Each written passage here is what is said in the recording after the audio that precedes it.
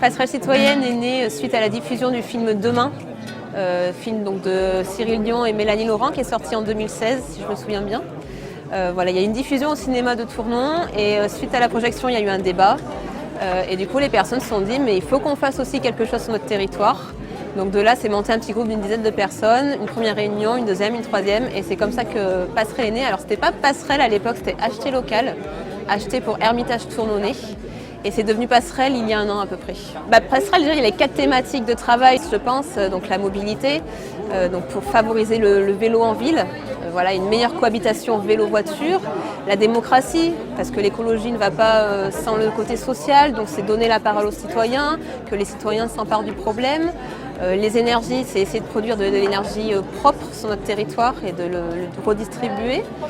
Et après, le consommer autrement, c'est mettre en avant tous les circuits courts, le bio, mais pas seulement, on ne s'arrête pas au bio, mais voilà, il y a des producteurs à côté de chez nous, autant les faire travailler, c'est consommer différemment, c'est se poser des questions avant de jeter un appareil qui est cassé et d'en racheter un nouveau, c'est est-ce que je ne vais pas essayer de le réparer, c'est toutes ces choses-là, on essaie d'ouvrir un peu les consciences, et d'en parler, de sensibiliser autour de nous.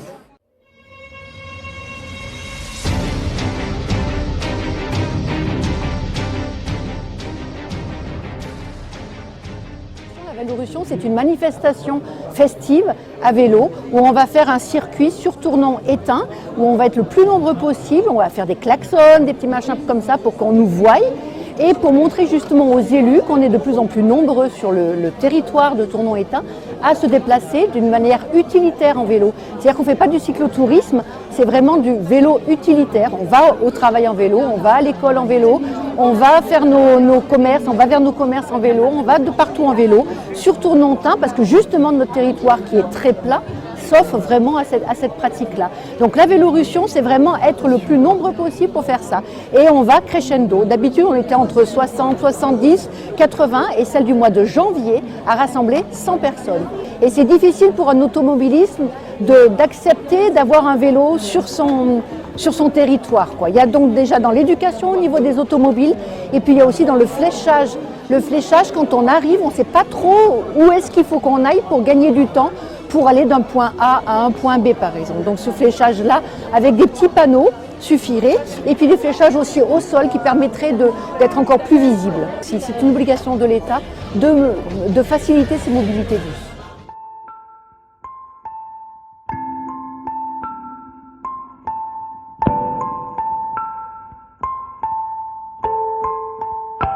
Alors, le Passerelle Énergie, du coup, son objectif, c'est de développer la production d'énergie renouvelable pour faire la transition énergétique. Là, je crois qu'il n'y a pas de débat sur la nécessité d'aller vers plus d'énergie renouvelable. Et donc, on a décidé de rejoindre le réseau des centrales villageoises, la Fédération nationale des centrales villageoises, qui ont pour objet de créer des toitures photovoltaïques pour produire de l'électricité photovoltaïque. On est en phase de rechercher des toitures et des citoyens qui veulent s'investir pour créer une coopérative photovoltaïque. Donc aujourd'hui, on a déjà pas mal de projets de toitures qui ont été étudiés. Si on rejoint un collectif, eh bien aujourd'hui, nous, on va capitaliser nos connaissances, capitaliser le retour d'expérience des centrales villageoises et on a plus de chances de ne pas se perdre dans cette jungle des mauvais conseils ou des mauvais devis et des mauvaises opérations à la fin.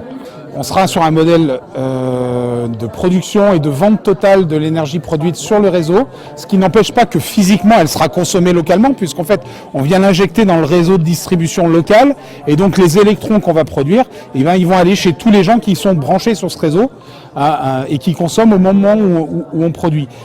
Par contre, ça ne change rien sur le fait que individuellement, on va avoir un contrat de fourniture d'électricité avec un fournisseur bien identifié.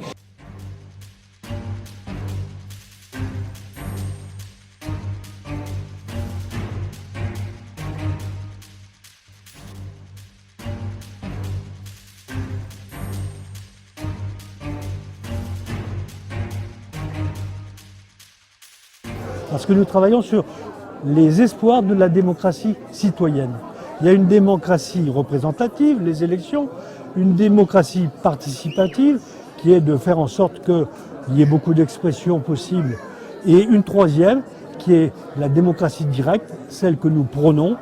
Et donc nous sommes un groupe de suivi, c'est-à-dire un groupe de citoyens qui suit les dossiers tels qu'ils sont traités par les élus représentatifs.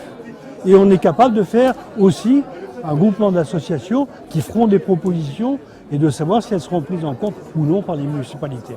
On a deux façons d'aborder les questions. Soit c'est sur la mondialisation, la planète et la mondialisation, soit sur le plan local.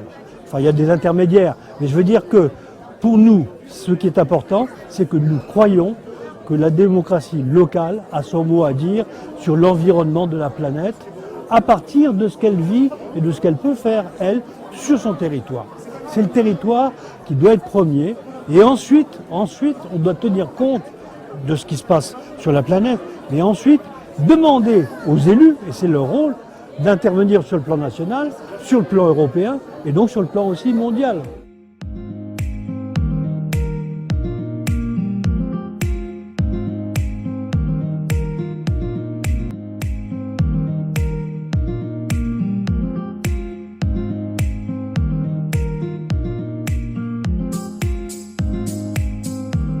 J'espère que les gens qui vont venir ici, ils trouveront leurs petites actions à mettre en place.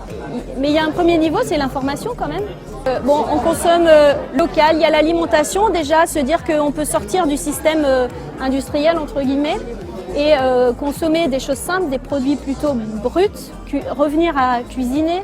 Pour présenter un petit peu tous nos postes de consommation, on a fait ce petit podium qui présente les différents postes de consommation et on essaie de faire jouer les gens pour qu'ils se rendent compte qu'est-ce qui est impactant, qu'est-ce qui est polluant et qu'est-ce qui l'est moins. La surprise en général pour les personnes, c'est que l'impact, le poste le plus impactant, c'est l'argent qu'on met à la banque. Donc en moyenne, 1 euro, c'est 700 grammes de CO2. Donc c'est assez parlant comme ça. Pour une famille type française de 4 personnes, ça occupe 41% du total de notre impact sur la planète. Bien choisir sa banque, c'est aussi une action qu'on peut faire qui est peut-être moins habituelle qu'aller consommer localement, que faire attention aux petits gestes quotidiens, mais elle a son importance énorme.